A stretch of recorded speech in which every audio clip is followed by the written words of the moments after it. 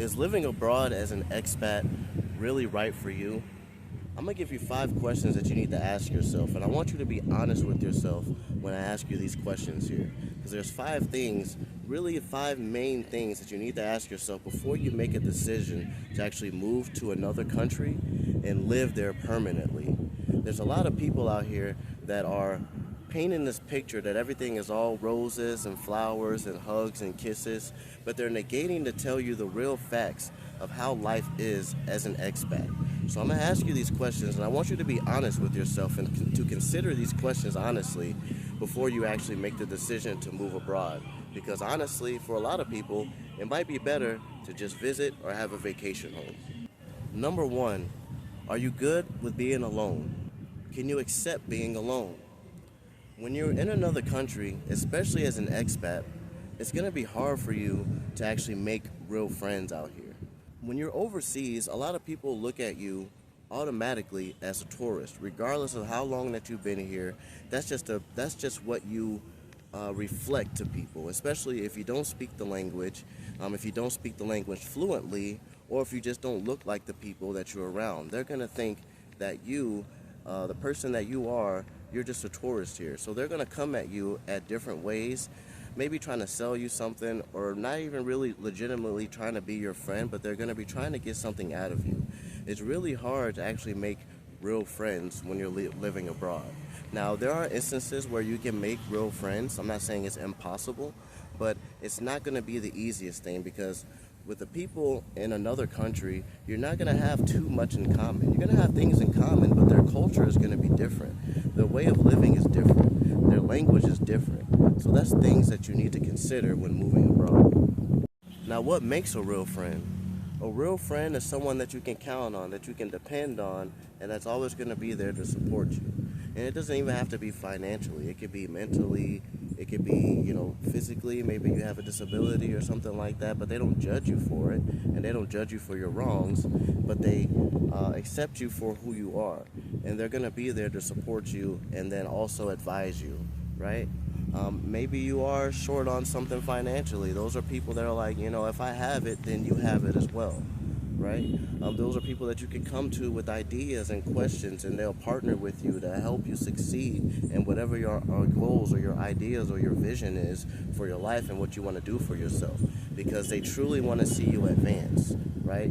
That's what a friend is going to be, and it's going to be hard for you to get that. Even if it was for you to come in contact with another American, people in America, they go to another country because they don't like the way that the social life is in that other country. But when Americans come abroad and they meet another American, that American doesn't change. The only thing they did is they moved to another place. So if that's what you're looking for, and you're looking for solace and some type of comfort with surrounding yourself with other Americans, you need to be wary of that as well. Because also, although that you have some type of similarity, and you have some type of common ground because you guys come from the same culture, the same country, you guys might not have everything in common, and you might not have the same vision or ideas or goals. And some people will use those ideas for themselves, steal them from you, so that way they can go forward. So keep that in mind when it comes to moving abroad and living to another country and trying to make friends, because what ends up happening is you'll be lonely, right? You'll be able to go out and hang out with people and go to clubs and go to events and go to bars and go to the movies and do this and do that. But are these people really your friends? It's something to consider. Number two, how well can you adapt in another society? When you go to another country, you're going to have your values and your beliefs that you created when you were back, or whatever was given to you, what you learned when you were in your other country. But when you come to another country, those societal values change. How well can you adapt to those societal values and those cultural differences in another country? Because although that you're American, you still have to learn to move and think like the people that you're surrounded by, so that way you can understand them, and also you can better navigate the country that you're in. In some countries, for example, I'm in Dominican Republic. In this country, people are welcoming. People are nice and people are kind. But when you have that title as an American over your head, they know that they can talk to you a certain way. until you can show them that you have really learned the culture and been here in the culture and you can communicate with them, then they can be more themselves with you. So that's something to consider because people are always going to treat you like you are the foreigner, you are the gringo, you are the American until you can show them that you really adapted to the culture. And that can be with any circumstance when it comes to discussions, when it comes to politics, when it comes to favorite foods, when it comes to relationships, everything like that. You have to be able to think and have opinions that reflect what the society in that culture or that country actually revolves around. In order for you not to say to fit in, but to show that you understand and that you adapted to that actual culture. Number 3, do you have patience? Are you a patient person? When you move to another country, this adaptability takes time. It takes time to adapt and reform yourself into a new society, right? It takes time for that. Also, maybe the education level of the country that you're going to might not be as high as the education level of the country that you're coming from. So can you be patient with individuals when you're trying to get a point across or have a discussion or express your ideas? Especially when you're going into stores and you're buying things and you're dealing with people, service might be handled in a different way because they don't have that type of customer service that is natural in other countries.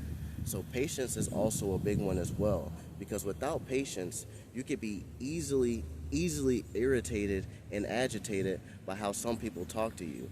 But it's not because they want to purposely agitate you, it's just a lack of education as well. So that's something to consider. Patience goes a long way, especially trying to make appointments or if you're trying to get paperwork and documentation done on really important things. You have to be able to have some patience and work through these things because without patience, you're going to have a rough time in other countries. Number 4, do you have goals for your future? When you go to another country, getting to that country and planning yourself and making yourself stable, achieving that stability is a task in itself. But outside of that, because once you achieve it, and you will achieve it, once you achieve it, what's next? There has to be something more. Because if there's nothing more, then you're just going to get bored of the country that you're in. If you move to another country and your goal is stability, you'll achieve stability. But then what else comes after that? Do you have any vision? Do you have a business idea? Do you want to create some type of community? Do you want to have a business where you can generate income? Do you want to contribute into the current society that you're going to be in? What do you want to do?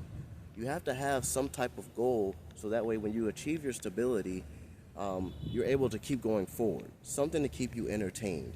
You have to have some type of goal, some type of vision in mind in order for you to keep going forward.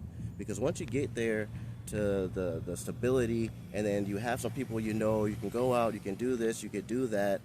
You have some source of income coming in, so now you're supporting yourself.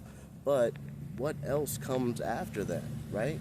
There has to be something else. So you really have to ask yourself, what is my long-term vision when I go to another country? Because if you're just trying to leave where you are because it's too hard, pay rate's not enough, there's no social life, you're tired of the winters, when you get out of that, what comes next?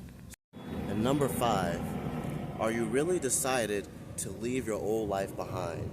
That means your friends, your family, your way of living, anything that you have back home. Are you really to leave that all behind and start anew? Because when you leave that life, your old country, that's done. Those friends you might never see again. Maybe if you go back and visit, but very seldomly will they come to visit you. Very seldomly does your family come to visit you. And it's not because they might not want to, maybe they're just not able to. So that's also something to consider because you're leaving your entire life behind and you're starting a new life.